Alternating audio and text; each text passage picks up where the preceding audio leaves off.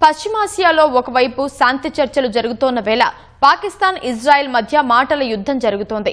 ఇజ్రాయెల్ను cancer దేశంగా పేర్కొన్న పాక్ రక్షణ మంత్రి ఖవాజా ఆసిఫ్ వ్యాఖ్యలను ఆ దేశం తీవ్రంగా ఖండించింది. ఖవాజా వ్యాఖ్యలు ఏమాత్రం సహించరానివని ఇజ్రాయెల్ ప్రధాని కార్యాలయం ఆగ్రహం వ్యక్తం చేసింది. పాక్ రక్షణ మంత్రి ఇజ్రాయెల్ వినాశయాన్ని కోరుకోవడం అత్యంత దారుణమని ఎక్స్ వేదికగా మండిపడింది. అమెరికా, ఇరాన్ శాంతి చర్చలపై స్పందించిన ఖవాజా ఇజ్రాయెల్ మానవాళికి ఒక ముప్పు అని పేర్కొంది. లెబనాన్లో ఇజ్రాయెల్ నరమేధం సృష్టిస్తోందని ఖవాజా ఆరోపించారు. ఇజ్రాయెల్ను నాశనం చేయాలని వ్యాఖ్యానించారు. ఈ వ్యాఖ్యలను తీవ్రంగా ఖండించిన ఇజ్రాయెల్ ఏ ప్రభుత్వమూ ఇలాంటి వ్యాఖ్యలను సహించదని పేర్కొంది. ప్రధానంగా శాంతి కోసం మధ్యవర్తిత్వం వహిస్తున్నామని చెప్పుకునే దేశం నుంచి ఇలాంటి వ్యాఖ్యలు రావడం హాస్యాస్పదమని పేర్కొంది. ఈ వ్యాఖ్యలతో పాక్ అసలు రంగు బయటపడిందని ఆరోపించింది.